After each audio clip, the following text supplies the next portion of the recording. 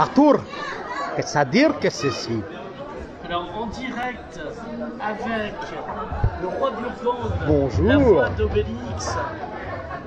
Alors, mais vous êtes qui? Dites-nous, derrière tous ces masques. Je suis qui? Ben, je m'appelle Guillaume Briat. Voilà, Guillaume Briat. C'est ça mon nom.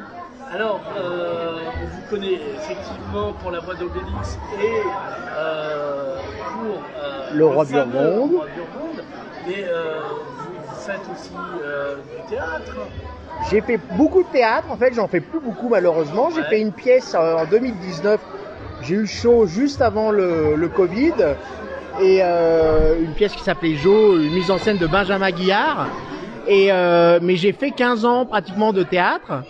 Et puis après, j'ai fait pas mal de courts-métrages.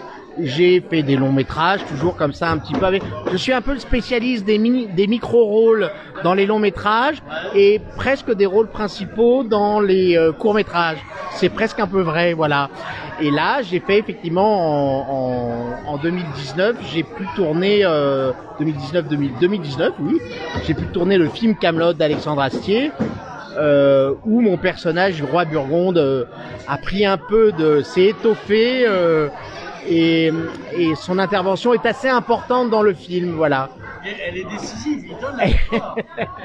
Elle est décisive, oui, sauf qu'il est quand même un peu, il continue à catapulter à tour de bras alors qu'il pourrait arrêter, mais bon. Voilà, on lui a dit catapulte, alors catapulte, voilà. Il fallait juste régler les catapultes. Voilà, il fallait juste bien les régler, en musique si possible. Enfin bon, il faut pas tout dire. Mais d'ailleurs, le film est toujours en salle, dans certaines salles en France. Et le DVD, dont un DVD assez collector, va sortir le 20 novembre, je crois. Donc c'est très bientôt. Voilà, le mois prochain. Alors la question, c'est comment on atterrit dans Kaamelott? Bah, moi, j'ai atterri d'une manière assez classique. Alors, je suis pas forcément les premiers parce que moi, je fais pas partie de l'équipe. Merci. Moi, je suis arrivé dans Kaamelott grâce tout simplement à un casting, en fait. Alexandre devait chercher quelqu'un de... je sais pas ce qu'il cherchait d'ailleurs exactement, il me l'a jamais vraiment dit. Vous l'avez su a posteriori? Non, bah il devait chercher quelqu'un de mon envergure, c'est-à-dire pas un anorexique, quoi, voilà, quelqu'un de plutôt costaud, rond. Je pense que déjà il cherchait un physique. Il cherchait un Burgonde, vraiment. C'est-à-dire qu'il cherchait quelqu'un qui pouvait peut-être avoir un accent. Alors, on a travaillé un peu l'accent. Moi, il se trouve que je revenais d'un voyage en Russie, donc je faisais un peu du gromlo slave. Ça a un peu marché. Ça a plutôt bien marché, apparemment. Donc voilà, j'ai été engagé, comme souvent. Toujours étonné d'être engagé, mais j'étais très heureux. Et voilà, j'ai pu participer à cette magnifique aventure. Et Obélix, c'était dans l'Obélix d'Astier aussi? Obélix a été dans la continuation de Kaamelott. Je suppose, là encore, ce n'est que des suppositions, mais que Alexandre, voyant que je pouvais transformer ma voix, parce que la voix que vous entendez là n'est pas la voix du roi Burgonde et c'est pas la voix d'Obélix. Et je suppose qu'Alexandre donc a dû se dire, ben, peut-être qu'on pourrait faire un essai avec Guillaume. Et en fait, on a fait un essai qui a duré 2 mois.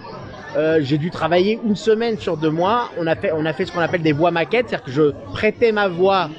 Ça me permettait de travailler ma voix d'Obélix, de la tester, et ça permettait d'envoyer les voix au dessinateur qui commençait à faire les dessins sur ordinateur, les labiales, voilà. Alors du coup, vous avez un instrument, c'est votre voix. Oui. Vous la travaillez, alors là c'est pas de la vodka que vous buvez, c'est de l'eau. C'est de l'eau, là, je devrais même pas, parce que c'est de l'eau très fraîche, j'adore l'eau très fraîche, oui, c'est ce qu'il y a de pire pour un comédien, mais bah, je vais pas jouer ce soir, donc ça ira. À la vôtre. Comment on travaille sa voix? Est-ce qu'on travaille aussi le coffre? Bah bien sûr, alors moi je suis pas un grand technicien, c'est d'ailleurs assez rigolo, c'est que quand je faisais Obélix, je m'époumonnais moi-même et Alexandre a ce grand talent de savoir de prendre même les choses négatives chez quelqu'un, il les rend positives. Donc les fois où je m'époumonnais avec Obélix parce que je ne respirais plus, j'étais complètement comme ça, non, c'est pas ça me plaisait et c'est devenu quelque chose. On s'est servi. C'est toujours important aussi de savoir à un moment se servir de ses défauts. Et ça pouvait en être un. Et je vous dis, je suis pas un chanteur, j'ai pas une grande technicité de chanteur qui va se chauffer la voix, si ça c'est un minimum. Maintenant. Chanter à la volette, quoi. Oui, bah la volette. Alors, la volette, par exemple, c'est un truc. J'ai dû savoir une heure avant qu'il fallait que je fasse du Gromelot Burgonde sur l'air à la volette. Et quand il m'a dit, bah non, bah oui, tu le fais en Burgonde, c'est totalement ridicule. Et ça fait partie de ce métier. Ce métier fait partie de ça, justement, de savoir des fois ne pas avoir peur du ridicule. Je me sentais un peu ridicule quand je sentais à la volette en Burgonde. Mais c'est passé, apparemment. Alors, vous êtes à Voix d'étoiles à Leucate, donc festival de doublage de voix. Donc tout à fait. Pourquoi, puisqu'on vient de le dire, vous faites Obélix. Exactement. Mais pas que. Mais si. Ah, mais si. Mais si. Non, non, c'est très étrange, c'est que moi, j'ai pas du tout une carrière de vocale, on va dire.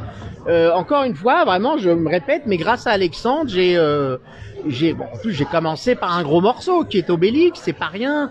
J'ai des illustres prédécesseurs avant moi. Il y a eu, je pars pas des 3 ou les 4 premiers, il y a eu Pierre Tornade qui est moi et ma référence. Après, il y a eu Jacques Frantz, il a fait des multiples voix, De Niro. Malheureusement, il nous a quittés il y a pas longtemps, l'année dernière, je crois. Et voilà, j'ai repris le flambeau en étant sûr de rien. Il y a des gens évidemment que je comprends tout à fait qui n'ont pas, qui n'aiment pas le timbre de voix que je peux avoir. Enfin voilà, c'est une création.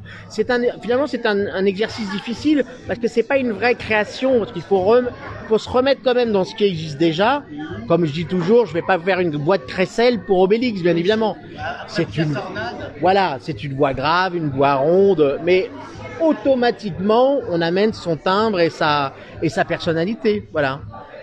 Alors, mais je ne fais pas d'autres voix. Là, je suis ici, je rencontre plein de gens, c'est formidable. Peut-être qu'on va me proposer des choses.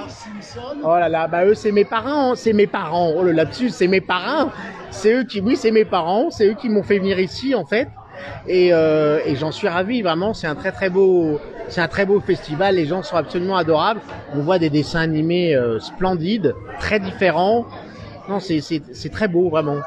Alors, avant de se quitter, parce qu'on n'a pas que ça qu'à foutre. On va très vite, on n'a pas que ça qu'à foutre. Est-ce que vous pouvez me faire le Burgonde et Obélix? Alors les deux en même temps. Ah, là, non, pas en même temps. Non, bien sûr. Je l'ai jamais fait le mix. Eh ben alors, non, alors je commence. Le roi Burgonde, il parle pas français. Dans le cuillère. Mais qu'est-ce que tu racontes? Tu racontes n'importe quoi. C'est pas une cuillère, c'est un couteau. Voilà. Obélix qui apprend des mots au roi Burgonde, ça pourrait être ça peut-être. Un jour ils se rencontreront peut-être, qui sait. Ça serait improbable. Merci beaucoup. Je t'en prie, merci à toi. Comme disait la dame, je suis un grand fan aussi. Merci beaucoup, c'est très gentil.